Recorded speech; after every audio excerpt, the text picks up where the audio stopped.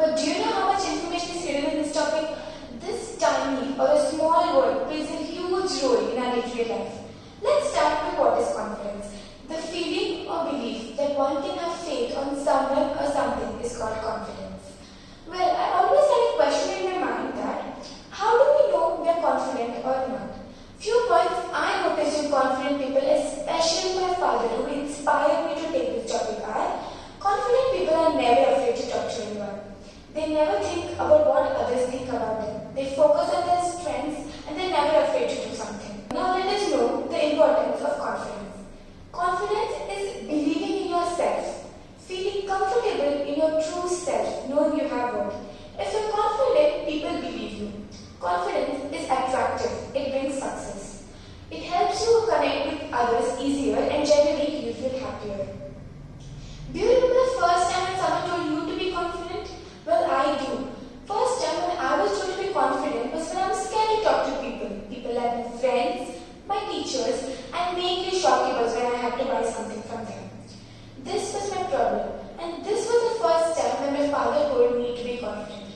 Confidence is a necessary spark of everything that follows. It's the difference between being inspired and actually getting started. It's the difference between trying and doing until it's done.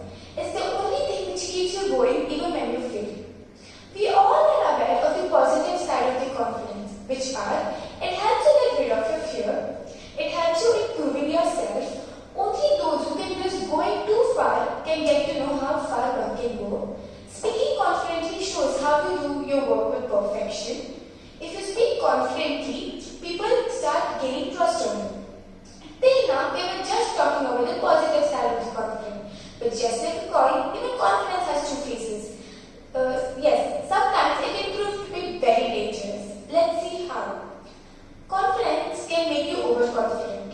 Pride comes before a fall. If you're confident, then your friends, your family members, or your relatives may think you have attitude problem. Since confidence helps you get rid of your fear of doing something, you may take a wrong step. Moreover, the ways to improve self-confidence is easier as long as you have strong willpower to follow and never give up. Few ways to improve self-confidence are: setting realistic goals, learning, believing in yourself, thinking positively. A self-confident person is an optimist, loving, independent, self-controlled, and a self-respect person. He or she knows about one's abilities very well. He or she has a good body language and a positive posture. They are walking with wide steps, sitting, standing, or walking with straight back, grasping hands, firm handshake, and eye contact and smiling are the basic signs of a self-confident person. In contrast, a lack of self-confident person is inferior, isolated, depressed, pessimist, and a very confused person. He or she has a buggy, blank, or a confused face with bent shoulders. You need to think positively even though you are feeling negative. Confused, right? Let me start clearing your doubts with an example. Think you have lost a competition.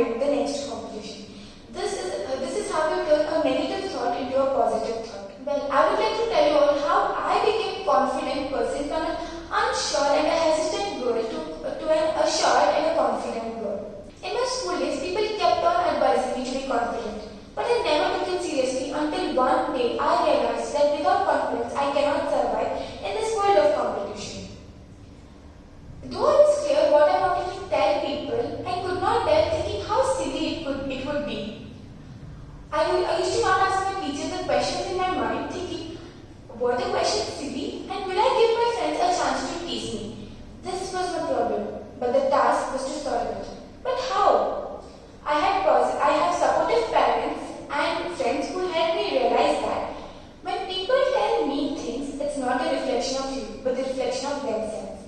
You need to think positively by accepting yourself. If you judge or criticize yourself, you lower down your self-confidence.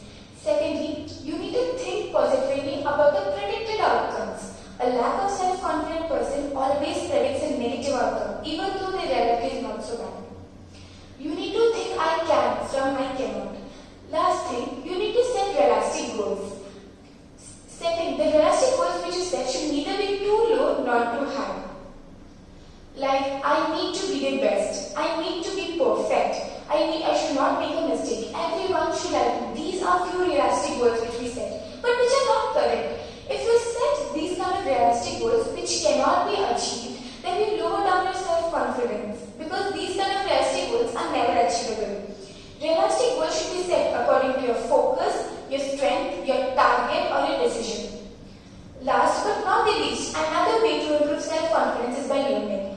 A self-confident person learns a lot by making a lot of mistakes. He or she is ready for a failure and accepts the failure and finds where he or she goes wrong. Well, with all this, I would like to say I'm the captain of my ship and master of my fate. Believe you can and your half day.